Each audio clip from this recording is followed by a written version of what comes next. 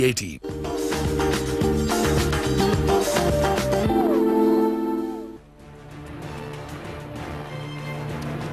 The earnings season is upon us, and the big question before the market is, will this finally be the quarter when we will graduate to a high single-digit growth, or I dare say even a double-digit growth?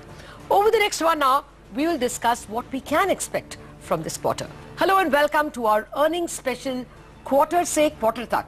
I'm Lata Venkatesh. With me, Surabhi Upadhyay. Hi, Lata. Absolutely. You spelled out, I think, the theme of Quarter Se Quarter Tak for this quarter. Absolutely. So here are some of the key questions that we are putting forward for you.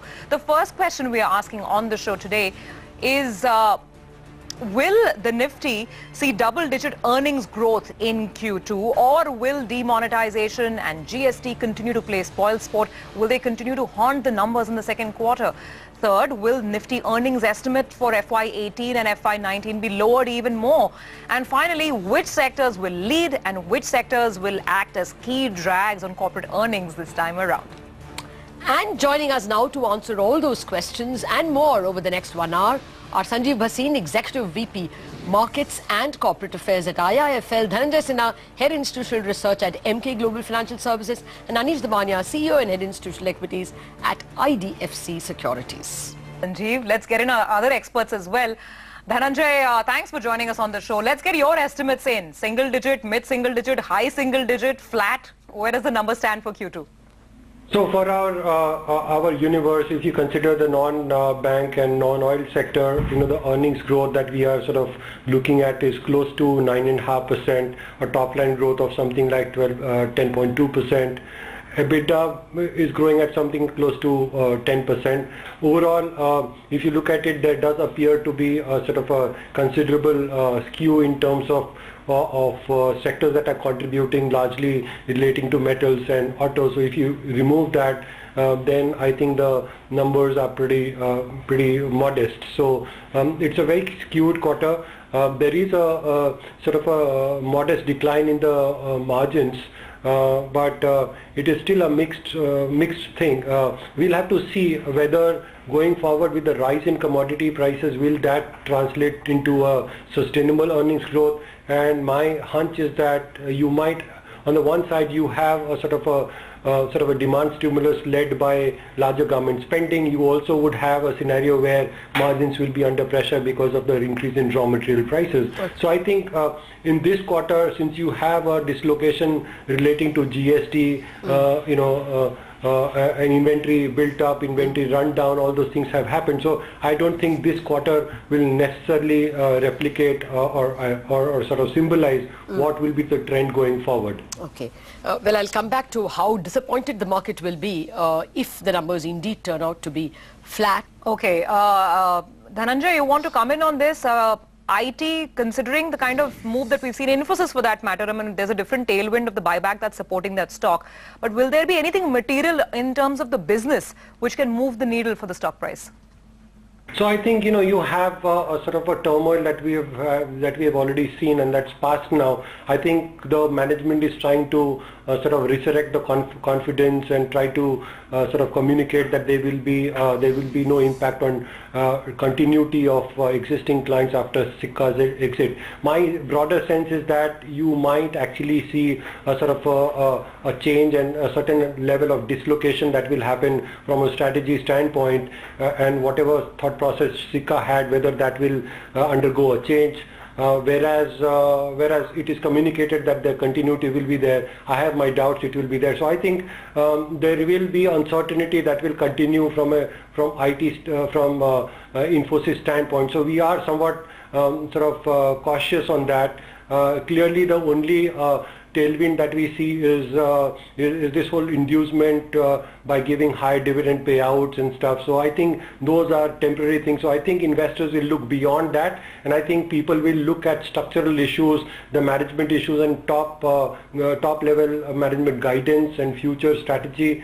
All these things will be very critically watched as far as Infosys results are concerned. So I think that's a very critical sort of stock to really watch. And our view is that you will have a mixed bag with respect to the IT sector results. You have a sort of sort of a positive inducement or impulse coming from cross-currency tailwinds, whereas you also see a sort of you will also be looking at increase in wage costs. So there is a mixed thing with respect to the margins, but I think generally the margin pressures are going to be there. Our own sort of assessment with respect to longer term strategy and also from a near term result standpoint, there are 3 stocks that we have been positive on.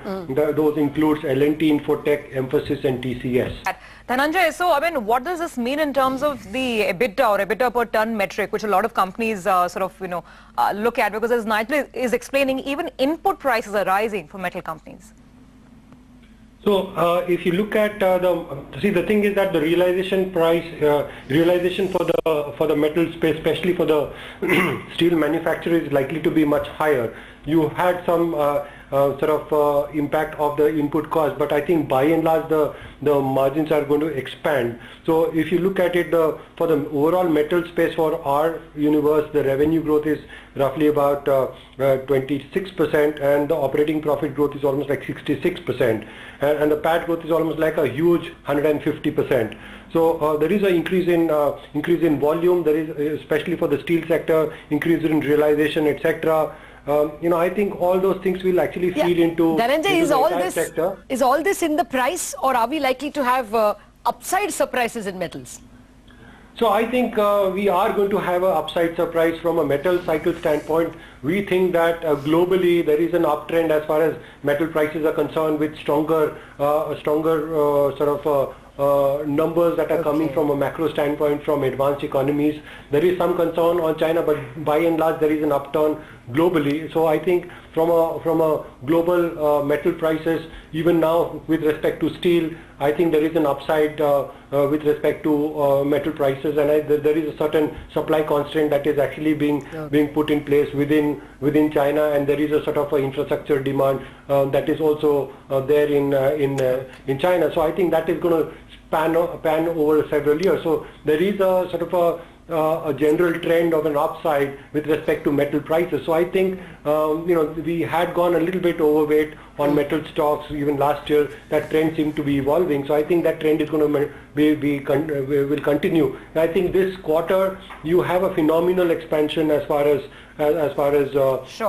profit growth is concerned. So that continues, and we did a sort of a plant visit in Tata Steel in Jamshedpur last week, and I think we came back very positive in terms of the plant capacity utilization, the Kalinganagar plant ramp up, and the way the management is looking at the future. So clearly they are looking at a better demand scenario going forward. Okay, Dhananjay, so get your point. I think the bottom line is that expect this sparkle to continue on metals. It's a great upcycle, and the top is not yet here. I think that's the point that you're taking, and we completely take that. For us, Dhananjay, let me come to you. Do you think that earnings will come through to justify those NBFC valuations, and which are your top picks? So our top picks are Bajaj for the quarter. From a quarter standpoint, it is Bajaj, Finserv, Edelweiss are two leaders that we have identified from a quarterly result standpoint, and the laggards are LIC Housing and Shriram City Union Finance. Overall, Chola Finance is so overall view that we have is that we need to really be focused on new niche consumer lenders, be away from housing finance companies. We believe that there will be intense margin pressure going forward. So from a valuation standpoint, we are somewhat circumspect for portion of the NBFC that will face more intense competition. I think from a quarter standpoint, I think it's going to be a mixed bag, wherein we are saying that if you look at those guys who are having large exposures in the SME space, those are the people who will sort of have a weaker quarter versus those that are actually directly lending, that are engaged in asset-backed lending, largely in the auto space. So I think that is the overall context that we are looking at. if you look at the Emkay universe, our universe of NBFCs, we are expecting an NII growth of 21%, largely led by Bajaj Finance and Edelweiss Finance. So these, as I said earlier, these are the two leaders that we're looking at. And the PAT growth is expected about 16%. But the drag over here will be LIC Housing and Magma Fincom. Oh. Dhananjay, these are the tail-ending sectors. I mean, telecom, realty. Let me ask you this. Are you picking the bottom on any of the stocks? Not really. Actually, if you look at that telecom thing, I think it's a structural view. I think the intensity of competition is there. With respect to quarter, I think that effect of Reliance Jio is still there. The competitive pressure is very high. And we are also seeing seasonal decline in the data usage as well. So I think broadly we are looking at a scenario where there is a downward spiral for EBITDA margins in general. So for our universe, the EBITDA margin is estimated at 30.6%. That's a decline of almost like 150 basis point on a Q-on-Q basis. And so I think by and large we remain underweight on this sector. Even if the P&L improves, the balance sheet is laden with debt, I can imagine. Most helpful, Sanjeev, Dhananjay and Anish, if you're listening to us, for joining us in this conversation and giving us your advice. We will not ask you about liquor stocks. We'll allow you to enjoy the commodity itself. Out of time on this edition of Quarter Se Quarter Tak.